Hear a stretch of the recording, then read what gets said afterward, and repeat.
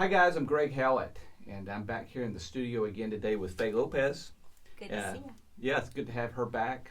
Prolific writer with, I don't know how many labels, 100 labels? 7 or 8, I know, right? There's more than that probably, but that's really pretty close. 70 or 80? Not that something many. like that. But it's good to have her back, and today I know that one of the things that y'all are going to be very interested in is her arranging process and maybe some tips for arranging. So we're going to do that for a little bit here today. We're going to talk through, I see you brought books with you. Yes. We'll talk through some of these books, some of the ideas. And I guess to kick it off, and you can take this wherever you want, but one of the things I'm sort of interested in to kick this off is maybe just the overall approach that you take to this. One of the first things I do is go to the piano because my MIDI setup with my computer is in a different room. It's close by, but it's in a different room. So I'll go to the piano and I will record ideas on my iPhone. And of course I used to do it on a little cassette recorder, but just a little snippet of an idea may be what gets me going on an arrangement. And then I'll come back to that a few days or a few months later and develop it. The actual process from taking it with that little idea to completion is almost like writing a term paper in some ways, because you have to have particular goals. You have to see the overview of where you want to go with the arrangement and not just have these little parts that you kind of weave together just for unity. And then you have to revise and revise and revise and make sure that it's unified. So it's maybe it's 10 measures before lunch and then 15 measures after lunch or whatever, but it's those goals that help you keep on track. There are a lot of talented people that have great ideas and they never finish anything. Yes. So you're talking about form or the overall shape, right. What you're trying to accomplish with the piece. Yes. Talk about maybe how when you talk about unifying something. Yes. Now, this is an idea. When I remember when I was in college studying music, I studied a little music in college, and I remember I'd go into what do we call those classes? Hymn playing, I think, where they would, and one of the assignments would be come up with an arrangement. And I bet this is going to sound familiar, but when you don't have a lot of ideas, right. You end up with maybe 3 or 4 ideas that cobble together as 2.5 minutes, but there's no. It's almost like a theme and variations. There's no unity between them. Is that what you're getting at? Yes. Now, sometimes I think with beginning arrangers, theme and variation idea is a very good help to get started. Got it. Another help is to go to arrangement books that are maybe a level lower than what you can play and study what's done. So that you say, how do they modulate? How do they... Maybe there's a little theme that goes in the introduction and in the modulation, and at the end is a coda. And sometimes those are the ideas that kind of hold the thing together. Of course, your text is huge also because you're word painting here. But early arrangers have a tendency to put too many ideas in one piece. And so you want to keep it cohesive where it says the same thing. Even if it gets big, it still has to kind of fit together with the soft parts and make a unit. Sure. Yeah. So one idea, I guess maybe one way of putting it is you have one idea, then you develop an idea. That's right. Rather than getting 4 or 5 ideas Right. and sort of throw them together. Right. Now, the question, I have a feeling this is important to the people watching, because I focus a lot here on harmony, but the truth is, my weakness probably is texture.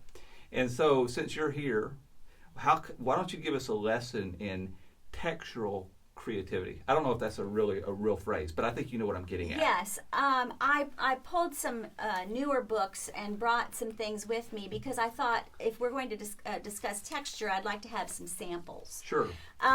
This is in my new book, Silent Night, which is with Soundforth. And if you know the song, See Amid the Winter Snow, I tried to make it sound like a snowy day. Okay.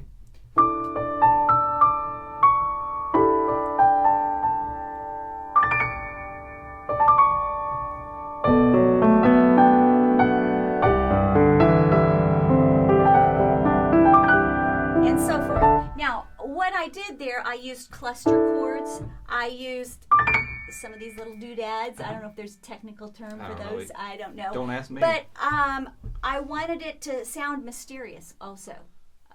Like maybe you're making footprints for the first time in a freshly fallen snow, but have beauty. I wanted it to have beauty, and so I wanted it to sound like probably nighttime, and it does get bigger. But I have a section that sounds like bells.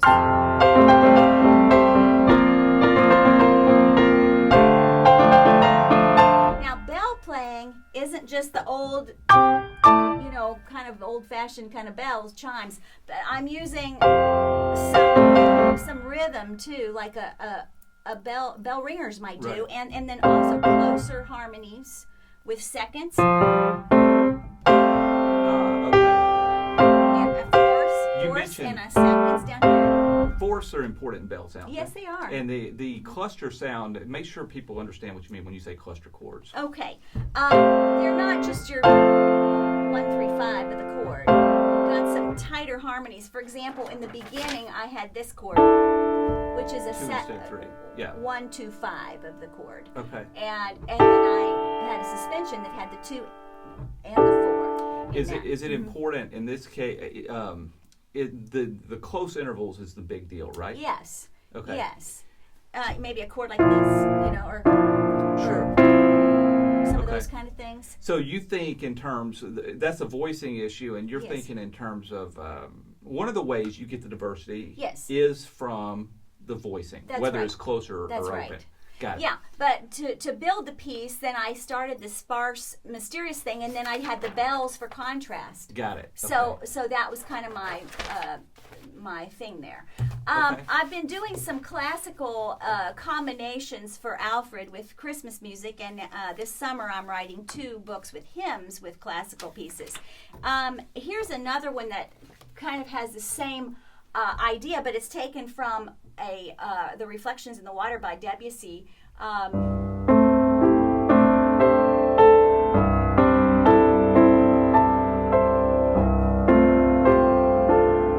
And now the real piece is in 4/4. I adapted it 4/3/4, and then it goes into.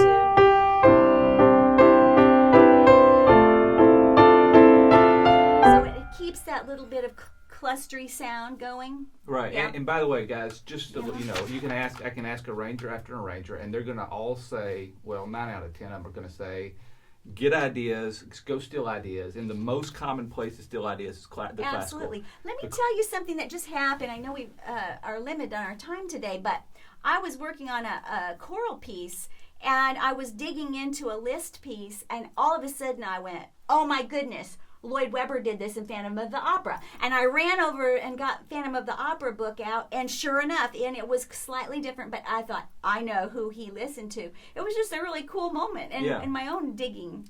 So steal those ideas. Absolutely. Yeah, Yes. and going back to that again, one of the things you said in there I want to make sure people get is the idea of changing time signatures. Yes. That brings, do you do Yes. that a lot? I You do. find- okay. I do. Yes, I'm working right now on a section of It Is Well With My Soul that's going to be in 3/4 Okay. in another arrangement. Now, in the doxology that's in Filled with Thankfulness book, it's also with Lorenz Soundforth. I start out very sparsely. After an introduction, I just have this.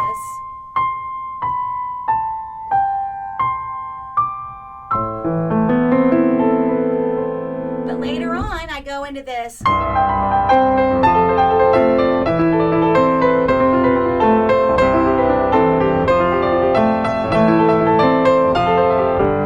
And so I've gone into 3/4 there, but it sounds a little more Celtic or something like that. And then it goes into let's see. It goes back into bigger chords again, but at the end it gets soft again. It goes into. So it kind of has an arch to the piece because it's quiet, it's big, and then it comes down again. I think that's a shape you have to determine also. Sure. But you can do many things, and I think part of it with harmonics is getting away from just the chords in the book, and you've done a lot of teaching on that. I don't think we need to spend a lot of time.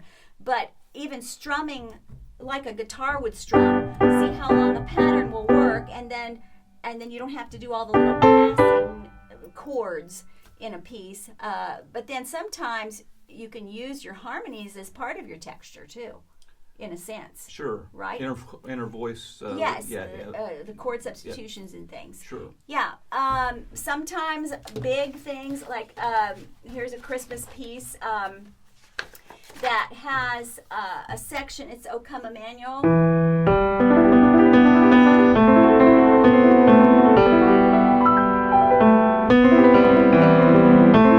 Now there, I'm using really a 5-note pattern instead of a 4 or a 3. Yeah. But it's not that hard if you think of your big beats. And then this gets big. Altered melody.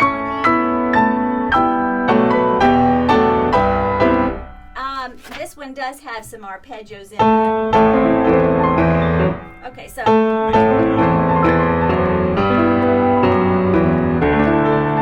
But it comes back to big octaves.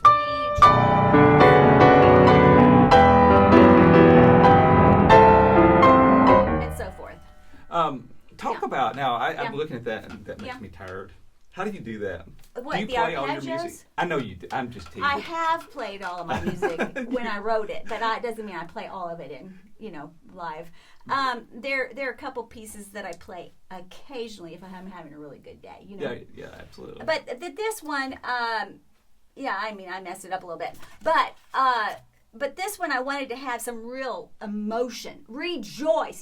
This is an important statement. Christ has come. And so I wanted it to have that kind of emotion. I'm checking the time because I know we have somewhere. We got 3 minutes.